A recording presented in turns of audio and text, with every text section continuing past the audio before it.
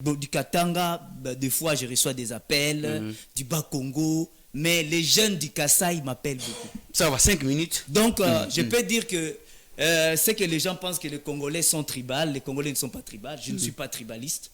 Nous combattons les tribalismes parce que c'est le premier mal qui gangrène les régimes de Félix Tshisekedi. C'est le premier mal qui a toujours gangréné notre pays. Et ce mal s'est accru avec Félix Tshisekedi. Avec ces mal, on ne peut jamais élever le Congo, relever le Congo, permettre au Congo d'aller de l'avant. Donc, aujourd'hui, le tribalisme dominateur imprimé par les régimes tshisekédistes nous fragilise et tue le Congo et détruit même notre avenir et notre lendemain à tel point que nous sommes presque dans la guerre civile. Quant à dire que Kabila tue les Congolais, je ne sais pas quoi, je ne sais pas qui se base de quoi on se base. Vous savez, hein, c'est un avocat. En matière pénale, la preuve est de droit. En matière pénale, on ne peut pas réfléchir en matière pénale comme si on était dans les matières sociologiques. Mais le président lui-même l'a dit. Bon, la première personne la mieux informée. Non, c'est faux. Dire de la République. Félix Tshisekedi n'a jamais été la première personne la mieux informée. Non, mais il est président de la République. Lorsqu'on ne connaît pas son salaire, on ne peut pas être la personne la mieux informée. Lorsqu'on ne connaît pas comment le taux d'échange s'opère, comment l'économie fonctionne, on n'est pas la personne la mieux informée. On est parmi les personnes les mal informées de la République. Et tout ça ne vient pas de ma bouche, vient de la bouche de Félix Tshisekedi.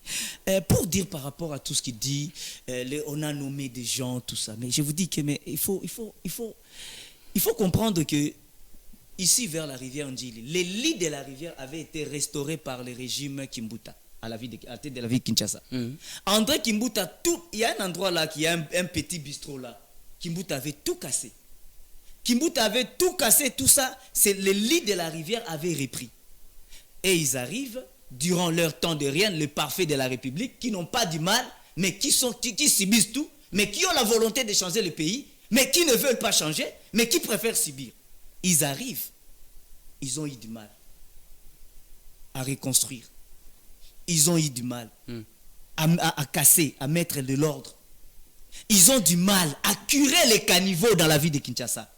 La conséquence est que la rivière Ndjili, c'est la rivière centrale à Kinshasa. On dit non, les eaux sont venues du Bas-Congo. Le Bas-Congo, c'est le bas. Vous comprenez? On dit le bas. Quand on dit le Bas-Congo, c'est le bas. Cela veut dire Kinshasa est en hauteur. Cela veut dire les eaux du bas ne peuvent pas venir en hauteur. Ça, c'est l'explication la plus simpliste. Et les eaux du fleuve descendent vers le Bas-Congo. Comment les eaux du fleuve qui descendent vers le Bas-Congo peuvent quitter le Bas-Congo et remonter vers le haut Kinshasa? Inexplicable. Hein? Ça, c'est sur le plan seulement simple. Pour vous dire tout simplement que les eaux de pluie de Kinshasa, Kinshasa a plusieurs voies d'évacuation des eaux. Notamment plusieurs collecteurs, notamment plusieurs autres rivières secondaires. Toutes les rivières secondaires sont bouchées. Toutes les rivières, tous les caniveaux et collecteurs qui envoient de l'eau vers le fleuve sont bouchés. Le seul endroit qui reste pour l'évacuation des eaux, c'est la rivière d'Ndjidi. Et quand l'eau arrive ici, il y a des débordements majeurs. Et lorsqu'il y a des débordements majeurs, on veut que Bumba soit l'homme le plus sain. La solution la plus claire, je l'ai dit, ça fait 3 ans. En termes de pistes de solutions, propositions. En termes de pistes de solutions. Congolais. En tant que citoyen congolais, voilà.